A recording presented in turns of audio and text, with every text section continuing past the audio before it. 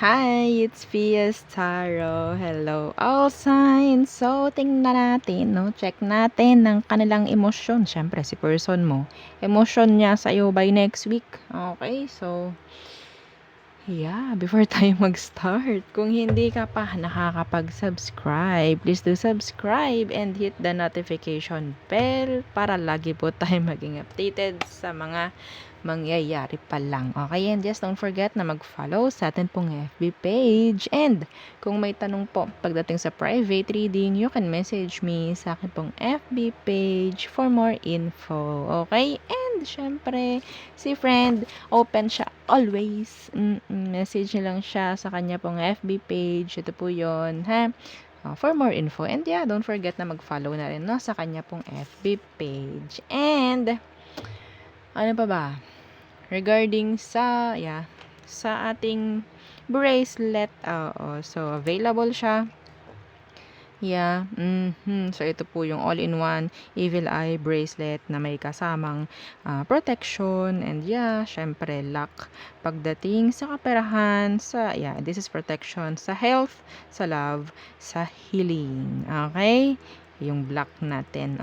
So meron din syempre initial pagdating sa inyo kanya-kanyang pagbibigay ng initial. So para syempre inyo talaga yun, inyo talaga, no? Okay, so ano pa ba about the ring? So yung ring, I think hindi ko alam kasi parating pa lang, and yung iba nakakuha na nga and na-sold na agad. So titingnan natin as soon as possible, kung meron tayong makukuha again, no? So yun. Okay, so tingnan natin emosyon ni person mo by next week pagdating sa'yo. All signs. Okay, so syempre unahin natin si Aries. Lagi naman yung una no? Opo. Una yan lagi. Okay, yan ang una sa lahat ng zodiac. Pinakahuli si Pisces. Okay, Aries, ano ba ang emosyon niya pagdating sa'yo next week? Aries. Okay, the Two of Wands. Two of Wands, Three of Wands. May drama dito. Some of them, nandyan yung hintay. Kung ano ng mga naiisip pagdating sa'yo, sa sitwasyon nyo. Overthinking itong malala. Okay? Oo. Iba sa inyo kung ikaw maganda, kung ikaw gwapo. May pagsaselos akong nakikita rito. Meron ako nakikita ritong tamang hinala. May mangyaring tamang hinala, arguments, kung kayo magka-relasyon or magka-connect nito. Okay? Pero kung wala, andun yung nagseselos kahit wala namang dapat ng pagselosan dahil wala naman na. Okay? So, there. Next. Taurus. 'di ba? Maikli lamang. Taurus, anong emosyon ng taong ito na iniisip mo by next week? Okay. Emosyon niya sa'yo, Taurus. The Devil in reverse. They're dropping you. Yes. Uy, itong taong to, they're playing the field. They're playing the field and not thinking about you. I'm sorry. Hindi ka nito para isipin. Hindi ka nito para iyakan. Okay? Kasi ayaw nila. And masaya sila na nakikipaglandian sila kung kani-kanino. Syempre, ito yung someone na wala na kayo.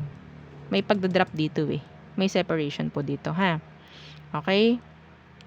So, kung kayo naman ay magka-relasyon ngayon, nakikita ko itong specific, if there's an argument na nangyari, may pagkakaayos sa next week. Okay? May pagkakaayos na mangyari by next week sa inyong dalawa.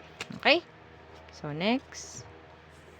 Gemini. Okay. So, Gemini, ano ba ang emosyon ng taong ito na iniisip mo by next week pagdating sa'yo? Okay, Gemini. Charan! The Sun. Charan talaga. Charan! The Sun. May magpaparamdam. Matagal na to. Matagal nang nagplano ito, Gemini. Pwedeng Leo, pwedeng Virgo. Pero kung hindi ko nasabi yung zodiac sign ng person mo, okay lang. Energy ang mahalaga dito. Meron ditong may possibility. May mga Gemini rito na pwedeng itong sino man ito na binabasa natin, may chance na magpakita, magparamdam, parang multo lang eh, no? Oo, na mag-message sa'yo by next week. Okay? Or sabihin natin na mayroon siyang mga sasabihin sa'yo, kalinawan, mga ganyan. Okay? So, there. Matagal na niya yung plano. Pwedeng by next week na niya yun gagawin. Okay? Cancer. Emosyon sa'yo ni person by next week. Cancer. Anong emosyon nila sa'yo by next week? Queen of Pentacles, the Four of Pentacles. Holding back. Even though gusto ka pa rin or may kagustuhan pa rin na may ayusin sa sitwasyon, pero yeah, they're holding back. Some of them, they're just like waiting. Pwedeng earth sign. Okay, iba sa kanila, pwedeng ang inaatupag is goals, dreams. Okay. Someone is updated. May naririnig ako, someone is updated. Excuse me. Meron ditong parang nanonood. Okay? So, yun. Okay. So, nandun yung waiting. Holding back. Yeah. Yun lang. Okay. Leo. Ano ang emosyon sa'yo ni person mo by next week? Leo. The Five of Wands. Oh, no. Naku po. Five of Wands, Five of Pentacles. This is a goodbye, Leo. Some of you, this is arguments, drama. Kung ito ay kung meron kayong separation, ang daming nakakawawa siya. Feeling niya kawawa siya. Yun nakikita ko. Kung hiwalay kayo nitong taong to ngayon. By next week, nandyan yung mangungulila sa'yo. Okay? Mararamdaman yung rejection or hiwalayang meron kayo. Yan, kawawang kawawa. Parang ganun. Sad. Oo. Okay, pero kung kayo magkarelasyon nito, may pwedeng mangyaring arguments. Magsisimula to, magdadrama yan. May pagdadrama ako nakikita rito, Leo. Okay? So, next, Virgo. Okay, check natin anong pwede, anong meron, emosyon ni person mo by next week pagdating sa'yo. Okay.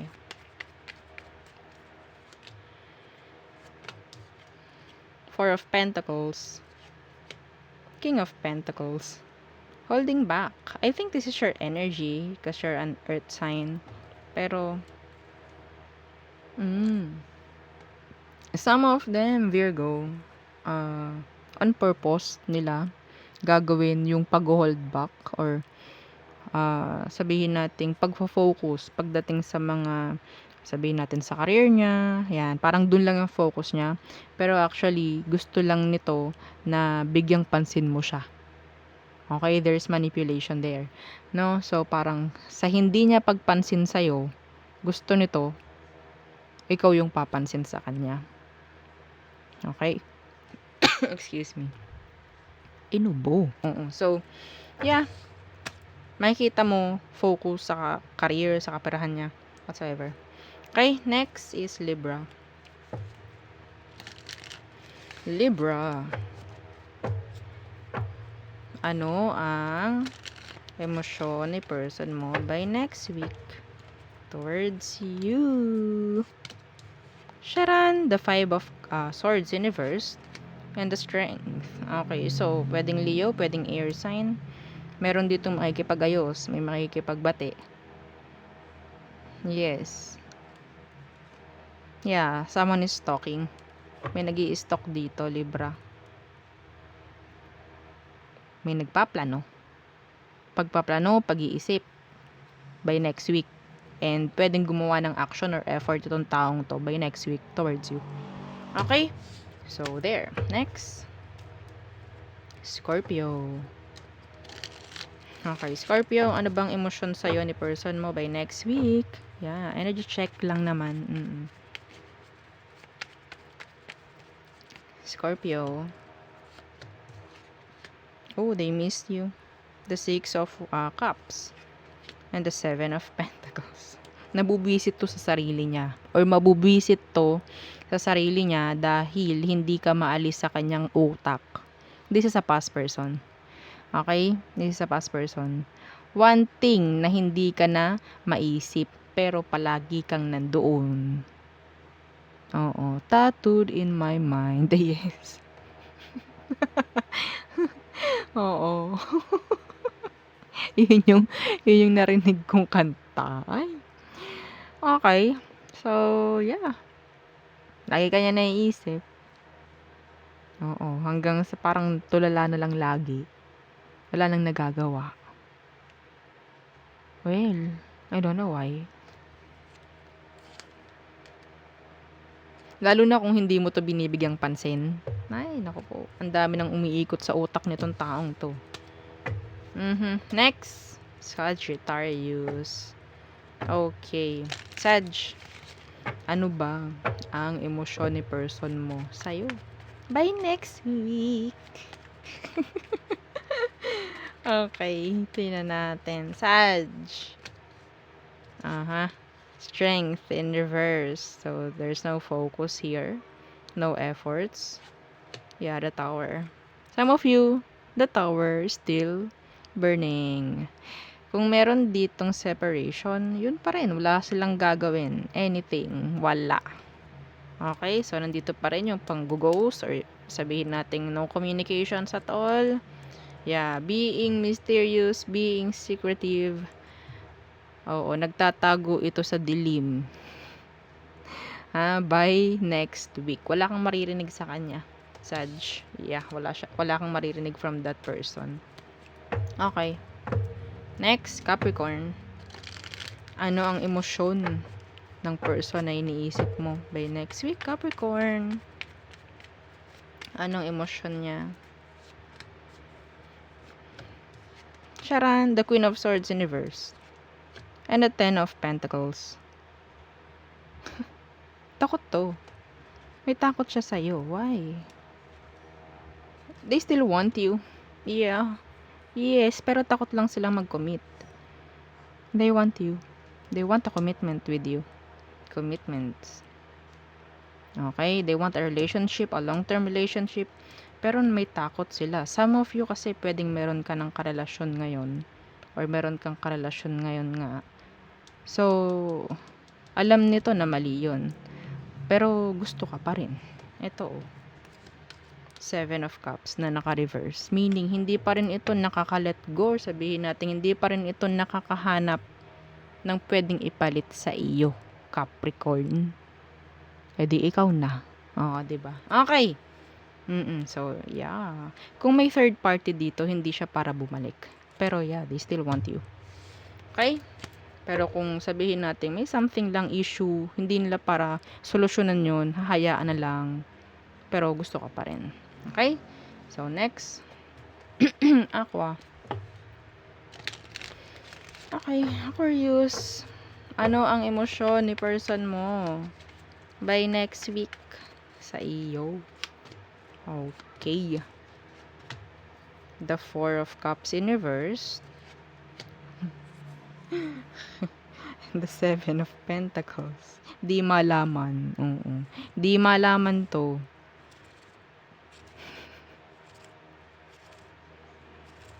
They're letting you go. But yeah, they're still invested. Anong gusto nito? Nahayaan kayo pero nandyan pa rin sila. Nahayaan niya kayo pero nandyan pa rin. Ooh, the Three of Swords.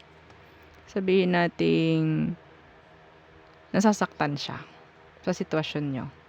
Kung anong meron. Some of you may third party, ha? Pero in general, nasasaktan itong taong to. Kung nilet go ka,